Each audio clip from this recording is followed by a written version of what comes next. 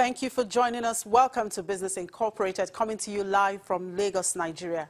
I'm Chimeze Obi Iwago. On the program today, South Africa's turn-off considers sale of PSG and KAP stakes to lift liquidity. Morocco announces auto industry deals worth $1.45 billion. Plus, Congo miners say revised code threatens industry's future. We'll get started now with the markets, and here on the African continent, profit-taking continued at the Nigerian stock market at intraday today, with the index dropping further by 0.17%. The JSE index in South Africa reversed the gains recorded on Monday, trading low at 1.02%. Egypt, however, was high 1.17%, reversing Monday's loss. Kenya closed high on Monday, 0.42%. And in the Middle East, Saudi Kayan Petrochemical Company was a standout performer at intraday trade, leading a rally by other petrochemical companies in Saudi Arabia.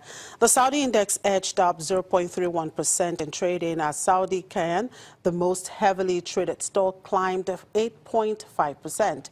It was a similar story for all the petrochemical producers, with Methanol Chemicals Corporation rising 5.6% and Rabi Refining and Petrochemical Company climbing 3.9%.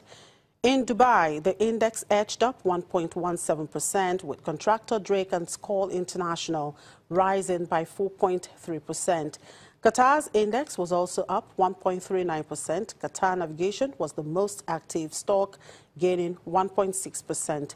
And in Abu Dhabi, that index was up 0.59%. In Europe, stocks were mixed in early trade as investors monitored upcoming policy meetings from the U.S. Federal Reserve and the European Central Bank. For all the market news, let's talk to Daniel Coop. Good afternoon, Daniel. Thank you very much for coming through to us again today.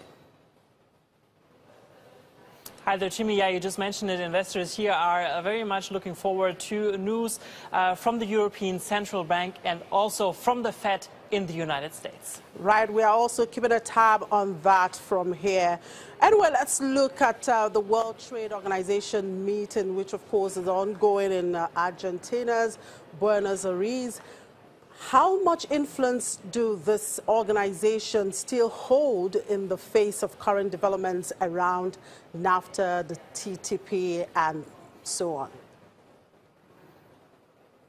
Yeah, very interesting question, Chimi. And I guess you can compare the WTO also with OPEC. Those are two organizations who can give recommendations to their member countries. OPEC, for example, always urging countries not to produce as much oil. On the other hand, we have WTO urging countries, for example, like China in Asia, to reduce their surplus production. But in the end, those are organizations. They are not legal bodies.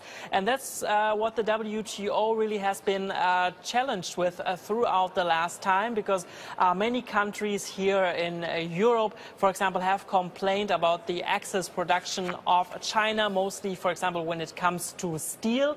China has announced in the past already to close up to 600 steel facilities, but still with very little impact that we are seeing. That's why we are also expecting a joint statement today from the United States and also from other European members, again urging China to work on this excess production. On the other hand, I can also tell you, and that was very interesting also for investors here in Frankfurt, that it seems that most likely the European Union and Mercosur, the sub-regional bloc with the fully member countries Brazil, Argentina, Paraguay and Uruguay, will most likely agree on a free trade agreement.